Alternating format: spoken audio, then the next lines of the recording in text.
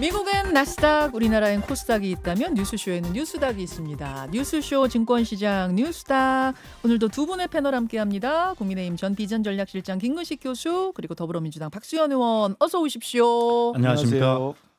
오늘은 정말 뉴스닥에서 다뤄야 할 주제들이 많아서 뭐 안 보고 뭐고 바로 본론으로 들어가야 할 만큼 마음이 바쁩니다. 네. 상한가 하한가로 뭘 골라오셨을지 박수현 의원님. 예, 요즘에 국민의힘이 여당임을 주장하면서도 하는 일은 법치를 파괴하는 아주 한심한 일을 하고 있는데 법치 파괴 국민의힘 하한가입니다. 법치 파괴 국민의힘 하한가 김근식 교수님. 네, 그 박스권 지지율에 갇힌 이재명 대표 상황을 놓고 이제 드디어 민주당에서 내분이 시작된 것 같습니다. 그래서 친명 비명 대전 하한가로 가져왔습니다. 친명 비명 대전이라고까지 할 정도예요. 네. 지금 상황이 하한가 골라오셨어요. 먼저 박수현 의원님이 골라오신 키워드부터 볼 텐데요. 법치 파괴 국민의힘 하한가. 지금까지 상황을 한번 정리하고 설명을 들을까요? 제가 한번 정리해 보겠습니다. 그러니까 지난 금요일 1월 31일에 윤석열 대통령 측이 문형배, 정계선, 이미선 이 세 명의 헌법재판관에 대해서 탄핵 심판 회피 촉구 의견서라는 걸 제출을 했습니다. 그러니까 스스로 재판에서 빠져라 이렇게 촉구한 건데요. 그 이유는 뭐냐? 문형배 재판관은 이재명 대표하고 과거에 SNS로 안부를 물었다. 즉 친분이 있다. 게다가 우리법연구회 소속이었다. 이걸 문제 삼은 거고. 이미선 재판관은 동생이 민변의 윤석열 퇴진운동본부 부위원장이다. 정계선 재판관은 남편이 다니는 법무법인의 동료 중에 한 명이 탄핵 대리인단에 속했다. 이런 이유더라고요. 그렇죠, 박수현 의원님? 예, 그렇습니다. 예. 지금 그 과정을 제가 설명을 좀 드리려고 네. 잘 암기를 해가지고 왔는데 이렇게 대신 설명해줘서 얼마나 감사한지 모르겠어요. 암기하시기 좀 힘드신 내용일 것 같아서 그렇습니다. 제가 적어봤어요. 그렇습니다. 예. 예, 그래서 뭐 이제는 전 국민이 다 이제 법률 전문가가 되시다시피 좀 하셨는데요.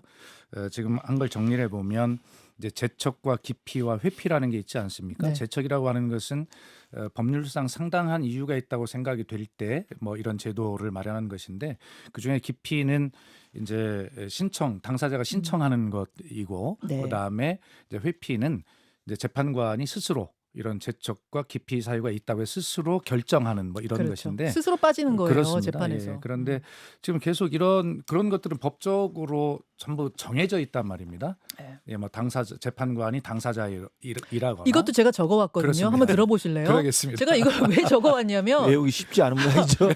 그냥 대충 요 정도면 빠져야 되지가 아니라 예. 법에 요런 경우에 회피가 가능하다라고 아예 정해져 있더라고요. 네. 제가 읽어볼게요. 우선 재판관이 그 사건 당사자인 경우 당연히 빠져야죠, 재판에서. 두 번째, 재판관이 그 사건 당사자의 배우자이거나 배우자였던 경우, 엑스 와이프, 엑스 허즈번드였던 경우. 세 번째, 그 사건 당사자하고 친족 관계인 경우, 요 당연히 빠져야죠. 게다가 재판관이 그 사건 관련해서 증언을 한 적이 있거나 그 당사자의 법률 대리인인 적이 있었던 경우, 뭐 이것도 당연히 빠져야죠. 그리고 재판관이 헌재 외의 직무상 이유로 그 사건에 관여했던 경우, 그러니까 헌재 일 말고 다른 일로 인해서 그 사건하고 관여한 적이 있는 경우, 이렇게 딱 5개예요. 정말 훌륭한 앵커이십니다. 너무 편향적인 앵커십니다. 이거는 좀 구체적으로 뭘 알아야지 우리가 얘기할 수 있겠더라고요. 네. 이렇게 딱 5개더라고요. 그래서 지금 이제 국민의힘에서 네. 이야기하고 있는 것은 이렇게 정해져 있는 딱 떨어지는 여기에 전혀 해당이 안 되는 이제 개인적 친분이나 정치 성향을 가지고 문제를 삼는데 그야말로 민주당에서는 이렇게 전혀 해당되지 않는 사항을 가지고 이렇게 트집을 잡고 생떼를 쓰는 것은 바로 탄핵 인용 결정이 나왔을 때 여기에 불복하기 위한 빌드업이 아니냐, 또는 어떤 적극적인 극렬 지지층을 계속 결집시키기 위한 그런 어떤 정무적 어떤 요인들, 이런 어떤 것들을 지금 하고 있는 것이다, 이렇게 보여지고, 오늘 이제 또 지도부가 개인적 차원이라고 선을 긋기는 했습니다만 권영세 비대위원장과 그다음에 권성동 원내대표 또 나경원 의원까지 구치소 면회를 간다는 거 아니겠어요? 예, 예.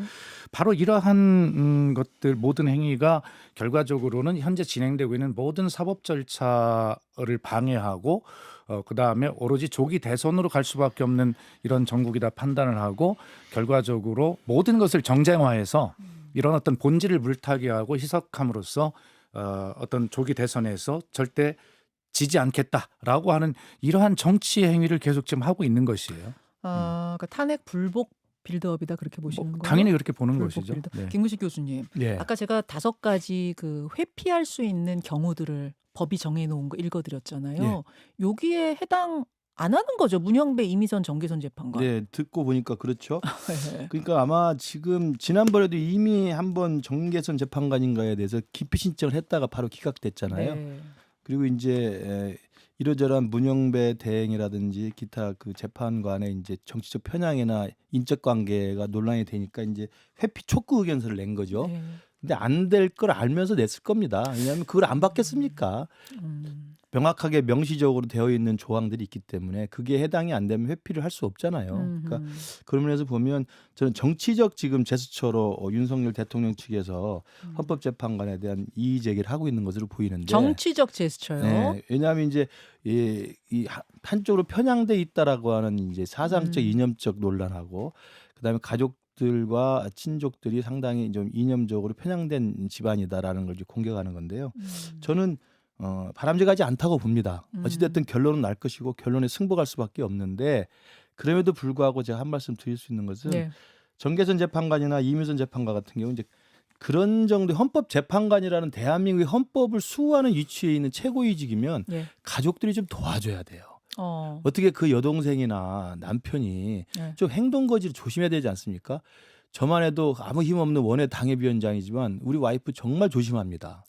예. 지하철 탈 때도 조심하고요. 예, 예. 다 그렇게 하는 거거든요. 그러면 적어도 자기 가족에 대해서 헌법재판관이라는 막중한 임무를 수행하고 있는 사람이면 여동생 변호사나 남편인 분이나 행동거지 하나를 좀 조심할 필요가 있는데 그 집안이 좀 어떻게 이런 말 하면 안 되지만 콩가루 집안인지 뭔지 그렇게까지 할 필요가 있다는 자, 박 생각이 의원님 들어요. 어떻게 생각하세요? 동생이 민변 윤석열 퇴진운동본부의 부위원장이라는 사실, 또 남편 회사의 동료 중에 한 명이, 그러니까 좀 이거는 근데 남편도 아니고 남편 회사 동료 중에 한 명이 탄핵 소추인단에 지금 들어가 있다는 거 어떻게 생각하세요?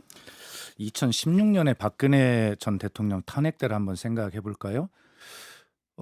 이명박 박근혜 정권을 거쳐왔기 때문에 사실은 그 당시 헌법재판관 모두는 정치 성향을 굳이 분류하라면 다 보수 성향이었어요. 그럼에도 박근혜 대통령의 탄핵에 대해서 만장일치 탄핵 인용 결정을 하지 않습니까? 예. 결과적으로 헌법재판소의 재판관이라고 하는 자기 자신의 어떤 위치를 충분하게 인식하고 있고 오직 사실과 법리에 의해서 재판단 결정을 하는 것이기 때문에 네. 굳이 지금 김근식 교수님 지적하시는 그런 어떤 가족 관계 원래 친인척인지 모르겠습니다. 거기까지 이걸 포함해서 그분들을 염려하는 이것은 헌법재판소와 헌법재판관 더 나아가서 대한민국 헌법에 대한 지나친 기우다. 저는 이런 생각을 하고 있고요. 그렇게 말씀하시면 윤석열 대통령이 임명한 이름을 거론해 죄송합니다만 정영식 재판관님 경우에는 그 처형이 누굽니까? 박선영 진실화해위원장으로 바로 장관급 임명이 되지 않아요. 그래서 야당 일부에서는 이것이 사전 뇌물 아니냐라고까지 공격을 했잖아요. 그렇게 따지면 안 걸릴 사람이 누가 있습니까? 거기에 헌법재판관 현재 있는 8분인가요? 그분 중에 7분이 서울대 법대 출신 동문이시던데 윤석열 대통령과 안 걸릴 사람이 누가 있습니까? 그래서 이것은 김 교수님 말씀 이해는 하지만 그러나 너무너무 많은 것들을 끌어모아서 신목 올려하는 그런 것이고 결과적으로는 이 헌법재판소의 권위의 공정성에 자꾸 흠집이 나는 이런 것이 저는 대한민국에 훨씬 더 걱정이 되는 상황입니다. 그 헌법재판관들의 수준에 대해 어느 정도 신뢰를 해야 될 것 같아. 무슨 맞습니다. 말씀인 거 아니? 아니 남편이 혹은 동생이 이렇게 좀 해줘라고 한다고 해서 우리나라 헌법재판관이 자기 생각이 있는데 자기 판단이 있는데 그걸 바꿀까? 그러니까 국회의원한테 가족이 형 이것 좀 이렇게 해줘 법 좀 만들어줘 하면 만드세요? 그러니까 제 생각에도 아니잖아요. 이게 지금 이번이 비단 처음 생긴 게 아니라 헌법재판관의 그 위치가 얼마나 막중한지를 잘 깨닫고 있는 상황인데 그동안 헌법재판관 선출 방식이 이렇게 정치적 편향성을 갖게 돼 있는 것 자체가 문제일 수 있어요. 그러니까 대법원장이 임명한 3분 같은 경우는 다들 그래도 고개가 끄덕여지는 분입니다. 근데 대통령 지명 3명은 당연히 대통령의 성향에 맞는 사람 3명이 하게 돼 있고요. 더욱더 편향적인 것은 국회 추천 3명입니다. 그럼 이게 나눠먹기가 돼요. 그럼 여당 하나, 야당 하나, 뭐 제3당 하나 이런 식으로 되면 당연히 가장 편향적이고 자기 입맛에 맞는 사람을 뽑아 선출하게 돼 있어요. 방통위원 선출하듯이. 예. 이게 오히려 애초부터 이 헌법재판관의 구성에 대해서 정치적 편향성으로 나눠먹기라는 좀 구조적인 한계가 있는 것 같고, 또 하나는 뭐 집안 단속은 제가 좀 심하게 말씀드렸다 치더라도 어찌됐든 조심스럽게 신중해야 되는 그런 집안의 좀 그 경계심이랄까 이런 게 좀 필요하고요. 특히 문영배 재판관은 제가 좀 아쉬운 게 대응에 저는 아쉬움이 있어요. 아니 십몇 년 전에 그런 걸 쓸 수 있고 십몇 년 전에 그런 생각할 수 있어요. 박수현 의원 저 30년 전 40년 전은 학생운동했던 사람들입니다. 예. 저는 주사파 출신입니다. 예. 그러나 그것이 세상이 다 바뀌고 현실이 바뀌면 나라를 위한 마음이 다 바뀌고 생각이 바뀌고 해법이 바뀌는 거예요. 그러면 문영배 재판관 같은 경우 저는 참 답답한 게 십몇 년 전에 그런 생각을 좀 했는데 우리법 연구회 가장 왼쪽에 있는 네. 사람이 나다 이렇게 얘기했던 근데 거. 지금은 전혀 아니고 헌법재판관으로서의 헌법수호의 책무에 막중한 인물을 잘 알고 있다. 해명하면 되는 거 아닙니까? 근데 원문을 읽어보세요. 나중에는 또 그 전에 수정하고 삭제하고 좀 좀스럽잖아요. 당당하게 임했으면 좋겠다. 그리고 자기 친구랑 이재명이랑 사법연수원 동기면 친하죠. 내가 박수현하고 친한데 그렇다고 제가 민주당 당론을 따릅니까? 아니잖아요. 당당하게 말할 수 있는데 안 해. 굉장히 좀 비굴하게 이야기하는 것 같아요. 저는 그 당당한 자세가 없는 것도 지금 제가 볼 때 논란을 만들어내는 빌미라고 봐요. 아니 그러면 문영배 대행 입장에서 그러면 어떻게 해야 하는 것인가? 지금 김근식 교수님 충고하신 그런 방법이나 문영배 대행이 지금 이야기한 원문을 읽어봐 주시겠습니까? 라고 요청한 그런 가장 겸손한 해명인데 그것을 도대체 해명할 필요도 없는 구설수를 만들어서 그것을 해명을 잘 못한다라고 또 얘기하시는 것 자체가 좀 이상하다 이런 생각이 들고 우리 김근식 교수나 전화는 좀 이런 것들을 뛰어넘는 정치를 한번 해보자 이런 말씀을 드리고 싶고요. 알겠습니다. 동의합니다. 자, 아까 김근식 교수님이 콩가루 발언은 조금 내가 좀 지나치게 네. 한 것 같다 말씀하셨으니까 그거는 네. 한번 좀 정정을 하고 여하튼 아까 정치적인 이유로 이런 부분을 자꾸 문제 제기하는 것 같다고 하셨어요. 네. 결국은 이게 기피 사유에 해당하지 않는다는 걸 국민의힘에서도 모르는 게 아닐 텐데 윤 대통령 측에서도 모르는 게 아닐 텐데 네. 일종의 여론전 정치적인 이유로 계속 주장을 하는 것 같다. 두 분 모두 다 말씀하셨습니다. 근데 이런 여론전 행보는요. 여기뿐만 아니라 다른 곳에서도 포착이 됩니다. 예를 들어서 석동현 변호사가 윤 대통령 측에 석동현 변호사가 대국민 변호인단을 모집을 한대요. 그래서 준비 모임을 했는데 거기서 뭐라고 했느냐. 12.3 계엄은 계엄 형식을 빌린 대국민 호소였다. 우리가 원래 그 옛날 코너 중에 말말말이라고 있었거든요. 만약 그 코너가 살아 있었으면 이게 금주의 말로 반드시 뽑혔을 것 같아요. 코너를 부활하시죠. 계엄 형식을 빌린 대국민 호소였다. 어떻게 생각하세요, 박 의원님? 우리가 어떤 진리라고 하는 것과 진실이 있잖아요. 네. 그래서 모르겠어요. 진리는 좀 어떤 진실과 사실을 뛰어넘는 좀 더 절대 가치가 포함된 뭐 종교적 언어일지도 모르겠어요. 그러나 진리까지는 모른다 하더라도 진실이라고 하는 것은 어떤 구체적인 어떤 뭐 조사나 수사 과정이 없더라도 그냥 평균적인 어떤 사람의 상식으로 볼 때 예. 이것이 뭐 양비론 양시론 이런 거 말고요. 이것은 옳다 그르다의 선으로 판단할 수 있는 수준이 있거든요. 이번 비상계엄이라고 하는 것은 전 국민이 생중계로 다 본 사실이기 때문에 네. 이 문제는 뭐 야당이 잘못했어 여당이 잘못했어 이런 정쟁 물타기 이런 것이 아니라 그냥 일반 국민의 눈으로 봐도 이건 잘못이야라고 옳다 그르다를 판단할 수 있는 그런 문제이거든요. 그런데 그렇게 판단하고 있는 국민들에게 계속 아무리 윤석열 대통령의 방어권이나 뭐 이런 것도 중요하겠지만 그러나 적어도 대통령으로서의 책임감이라는 것이 있는데 그런 것들을 방기하고 이런 엄청난 국민 눈으로 볼 때 이건 틀렸어라고 누구나 내릴 수 있는 이런 일을 해놓고도 이러한 지금 그 무지막지한 논리들을 내세워서 정쟁으로 만들고 국민에게 혼란을 끼치려고 하는 이 자체가 정말 국민의 어떤 집단 지성이나 사람의 평균적인 한 존엄한 인간으로서의 일반 평균적인 어떤 이성의 이 어떤 수준을 너무 낮추려고 하는 그야말로 비루한 그런 어떤 시도다 이런 생각이 들고 여기서 맞추겠습니다. 대국민 호소는 대통령이 할 방법 되게 많잖아요. 오늘 9시에 대국민 호소하겠습니다. 이러면은 생중계로 뭐 아니 그러니까 12월 MBC, 3일 날 CBS, KBS 다 해주는 거 아니에요? 12월 3일 날 비상계엄 네. 발표하시기 전에 그 앞까지만 딱 읽으셨으면 네. 국민들이 이해하셨을 거예요. 아 진짜 윤석열 저 대통령 민주당 이재명을 비롯한 야당 때문에 못 해먹겠다는 말도 네. 이해가 된다. 이런 사람 있었을 거거든요. 아니 민주당 줄줄이 탄핵 너무하는 거 아니야? 그렇죠. 뭐 이렇게 네. 얘기하는 국민들도 계시잖아요. 거기까지만 했으면 호소가 네. 됐을 텐데 갑자기 거기서 비상계엄이 나오는 그러니까 그게 이제 좀 그 억지 춘향식이죠. 억지 춘향식 주장을 하는데 이게 실제로 먹힐 부분이 얼마나 되겠습니까? 근데 제가 말씀드렸습니다. 석동현 변호사는 자유통일당 당원이에요. 우리 국민의힘하고는 아무 상관없는 사람입니다. 자유통일당 비례대표 2번 출마하신 분이고 네. 자유통일당 전국 득표율로 그때 60만인 표를 받은 당이에요. 예, 그래서 우리 예. 당이 김종인 비대위원장 이후로 국민의힘으로 당명 변경하면서 이 중도로 우리가 가기 위해서 얼마나 많은 노력을 했고 그중에 하나가 박근혜 대통령 탄핵 때 그 탄핵이 사기라고 주장했던 태극기 부대랑 결별하려고 노력을 수년간 해온 당입니다. 그럼요. 네. 그런 당 아닙니까? 근데 왜 그 자유통일당 비례대표 2번 받은 분의 이야기를 자꾸 윤석열 대통령이 끼고 있는 건지. 그러니까 지금 이 상황을 보면 윤석열 대통령 주변의 사람들은 그런 극단적인 자유통일당 다운 사람들이 포진해 있고 그들의 주장에 윤석열 대통령이 같이 이렇게 합류해 간다는 것은 윤석열 대통령은 이미 우리 국민의힘 1호 당원이 아니라 자유통일당 당원이에요. 그렇잖아요. 우리 당하고 완전히 다른 노선이고 다른 정체성에 지금 동조하는 건데. 근데 권영세 그러니까 제가 되게 비대위원장하고 답답하죠. 그러니까 뭐 권선원의 인간적 그- 의리로 가는 건 좋은데 왜 인간적 의리로 두 분이나 같이 갑니까? 따로따로 몰래 가시든지 하지. 저는 뭐 인간적 의리가 없겠어요. 그러나 인간적 의리보다 더 중요한 게 국가의 미래고 당의 미래 아닙니까? 저는 그런 면에서 보면 윤석열 대통령이 이미 자유통일당에 포위돼 있는 분입니다. 이제 그분들을 왜 뭐 대통령을 지키겠다고 하고 그러다 보니까 부정선거를 옹호하게 되고 그러다 보니까 계엄 옹호당이 돼버리잖아요. 그래서 어제 부산역에 모였다는 뭐 10,000명 넘은 사람들도 네. 갖고 있는 그 피켓이 합법 계엄이라고 이야기합니다. 이런 인식을 가지고 어떻게 우리 국민의힘이 그분들하고 결별하지 않으면 어떻게 선거를 치르겠습니까?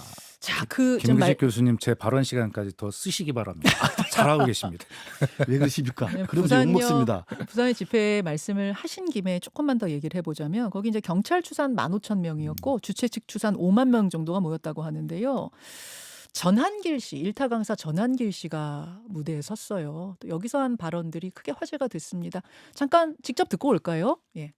비상계엄을 공수처와 서부지법의 불리한 재판관들 헌법재판소의 실체까지도 모두 알려주게 된 계몽이라고 저는 100% 계몽령이라고 생각합니다.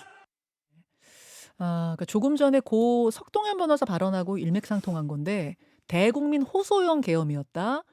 계몽을 위한 계몽령이었다. 이제 전한길 강사는 그런 이야기를 했습니다. 이것도 이제 여론전의 일종이라고 보는 거고요. 이른바 이제 우파 유튜버라고 불리는 곳에서는 형사재판 맡고 있는 그 판사에 대한 개인적인 공격들도 좀 들어가고 있는 모양이더라고요. 하나 발견한 것이 좀 볼까요? 화면을 한번 볼까요? 요거는 서정욱 TV인데 서정욱 변호사가 제목이 저렇게까지 잘 수가 있나? 이름부터 수상한 지귀현 판사는 누구인가 이렇게 되어 있어요. 이름부터 수상한 지귀현? 그러니까 그 판사가 지금 지귀현 부장판사라는 분이 재판을 맡았더라고요. 근데 댓글을 보면은 화교 같다. 화교 출신이 지금 재판 맡은 건 또 뭐 이런 이야기가 막. 근데 저 지귀현 판사라는 보니까 뭐 개포중학교 네. 나오고 서울법대 나오고 개포동 토박이이신 것 같아요. 이렇게 아이고 또 화교면 어떻습니까? 아이고 그리고 여론전도 정도가 있지. 우리 주현미 씨도 화교고 저희 고등학교 동창도 화교들이 있어요. 그리고 저건 화교 아니에요. 아니죠. 아니에요. 그러니까 저는 서정욱 변호사가 저렇게 했을 리는 없다고 보고 댓글에 저렇게 나온 것 같은데 저게 이제 아까 그 전한길 씨도 나와 있는데 이게 제일 중요한 게 아까도 말씀드렸지만 대통령 변호인들이나 대통령 본인이 저런 극우 유튜버들한테 끌려가는 거예요. 계몽령이라는 이 주장도 그 헌법재판소 변론기일에 조대현 변호사가 나와서 주장을 하잖아요. 공개적으로 예. 헌법재판관 이건 계몽령입니다라고 이야기했어요. 근데 그 주장을 하기 전에 며칠 전부터 이미 유튜버 사이에서는 계속 나왔던 이야기입니다. 그러니까 유튜버들이 먼저 메시지를 만들어줘요. 먼저 슬로건을 만들어줘요. 그리고 나서 대통령이 그걸 수용하고 대통령 변호인들이 그걸 헌재 재판소에서 재판장에서 그 이야기를 주장합니다. 이게 유튜버한테 끌려가는 대통령이죠. 그런 지금 변론을 하고 있는 거예요. 그래서 전환기 씨 같은 경우 제가 뭐 개인적으로 잘 모르는 사람입니다만 처음에는 비상계엄이 미친 짓이라고 주장을 했던 분입니다. 예. 그러다가 계속 뭐 입장이 이렇게 오더니 부정선거 그리고 지금 뭐 계몽령 주장을 하면서 집회에 참석을 하시는데 조금 놀라운 건 저분이 아마 일타 강사로 인기를 끌었던 것은 막 거침없이 쏟아내면서 열변을 토하니까 수강생들이 쏙 빨려드는 그런 기술이 있어서 그러신 분인데 아까 그 부산의 집회장에서 원고를 써서 보고 읽네요. 전환기답지 않네. 거기서도 열변을 토해야지 안 보고. 저 같으면 열변을 토하겠어요. 왜 원고를 보고 읽죠? 정치인이 다 됐나? 왜 그런지 모르겠네요. 저는 이해가 안 가네. 이게 저는 이런 우리 시대 상황을 우리가 좀 정신 차리고 똑바로 바라보고 해결해야 된다라고 생각을 하는데요. 자, 지금 이 집회장에 가보면 태극기와 성조기가 함께 붙어 있어요. 이 시대를 성조기를 들은 그분들은 이 시대를 좀 어떻게 보고 있을까? 지금 트럼프 2기 행정부가 들어서서 쉽게 얘기해서 보편 관세를 부과하고 있고 거기에 보복 관세로 대응하면서 쉽게 얘기해서 앞으로 세계 경제 질서와 무역 환경의 불확실성이 어느 때보다 커져 있고 한국도 예외가 아니고 네. 이런 상황인데 그런 트럼프 행정부를 향한 성조기를 생각 없이 흔드는 그렇다고 뭐 반미를 하자는 게 아니지만 적어도 뭔가 따질 줄 알아야 될 거 아니에요.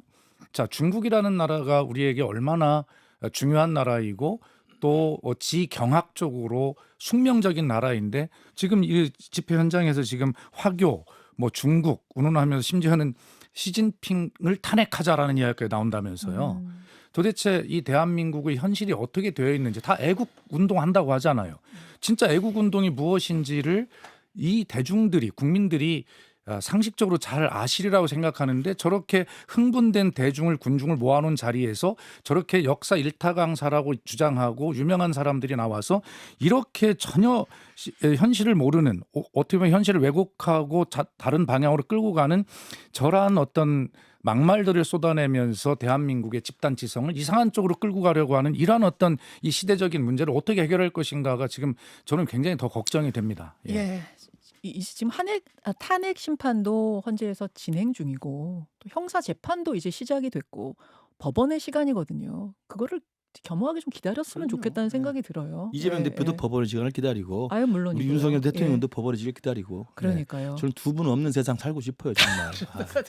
답답해요 답답해. 아니 김근식 교수 그렇게 하면 안 돼요. 윤석열 대통령은 전 국민이 지켜본 생방송 범죄를 저지른 혐의를 받고 있는 확실한 혐의가 있는데 어떻게 그런 사람과 이재명을 함께 같이 보내자고 합니까? 아이고 그 박수현 의원님 이재명 대표 너무 방탄하지 마세요.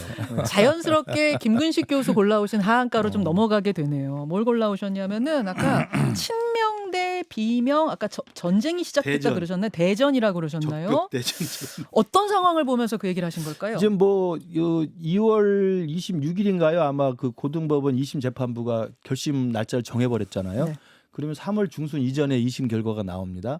아마 이제 그런 스케줄이 확실히 정해졌기 때문에 비명계에서 특히 이제 김경수 지사가 좀 앞서서 이야기를 하고 있는데 예. 이재명 대표 일극 체제, 그다음에 후보로서의 경쟁력 이런 것들에 대해서 아마 리스크에 대해서 많이 제기를 하고 여기저기서 뭐 김부겸, 뭐 김동연 많은 분들이 이야기를 하는 것 같고 이것이 저는 그냥 단순한 찻잔 속의 태풍으로 끝날 것 같지는 않다고 생각합니다. 요것도 제가 상황 한번 정리해 네, 볼까요? 요것도 김경수 전 지사가 설 전에 포문을 열었습니다. 7번째 나라 랩인가요? 제가 맞습니다. 이름이 맞죠? 네, 네. 7번째 나라 랩이라는 것이 이제 출범을 하게 되는데 그 출범식에서 마이크를 잡고 어느 한 사람이나 어느 한 사고의 독주를 허용해서는 안 된다. 다원주의를 지향하고 폭력적 언행을 용납하지 않아야 한다. 그게 진짜 민주주의 세력이라는 걸 국민들께 똑똑히 보여드려야 한다라고 하면서 지금 민주당이 진짜 민주주의 세력이 아닌 거 아니냐라는 이제 문제 제기를 한 거예요. 그리고는 문재인 대통령하고 이재명 대표 회동이 있기 전날 SNS에다 한 번 더 글을 올립니다. 더 세졌어요 글이. 글 한번 보여주십시오. 총선 과정에서 치욕적으로 당을 떠난 분들에게 사과를 해야 된다. 그리고 그분들이 돌아오실 수 있도록 해야 된다. 포용에 대해 얘기를 한 겁니다. 그리고 다음 날 문재인 전 대통령 역시 이재명 대표한테 포용과 통합을 얘기했습니다. 그러자 친명계에서 공개 비판이 있었어요. 공개 비판이 있었습니다. 물론 이분들 그 글 다 삭제했습니다만 굉장히 날선 공격들이 SNS상에 있었습니다. 이 상황을 보면서 김근식 교수님은 이게 어떤 일시적인 부딪힘이 아니다. 이렇게 보시는 거예요? 왜냐하면요, 그 조응천 의원이 재밌는 최악의 시나리오를 이야기했습니다만 2심 3월 중순경에 똑같이 징역형 집행유예 유죄가 나오면 예. 3심은 법리 판단만 하는 대법원이기 때문에 예. 3심에서는 1, 2심이 그렇게 큰 중형에 나왔으면 무죄로 나오기 쉽잖아요. 그러면 3심 날짜가 어떻게 되느냐에 따라서는 이재명 대표 또는 이재명 민주당 후보가 된다면 그 후보의 정치적 운명은 대법원의 선고 날짜에 달려 있습니다. 그거 우리 박수현 의원이 잘 아실 거예요. 그러니까 근데 잘 아시지만 대법원 날짜는 그 당사자한테 미리 알려주지 않아요. 한 3일 전, 4일 전, 많아봐 일주일 전에 통보를 합니다. 야, 네, 며칠 날 네. 선고하니까 나와. 이거예요.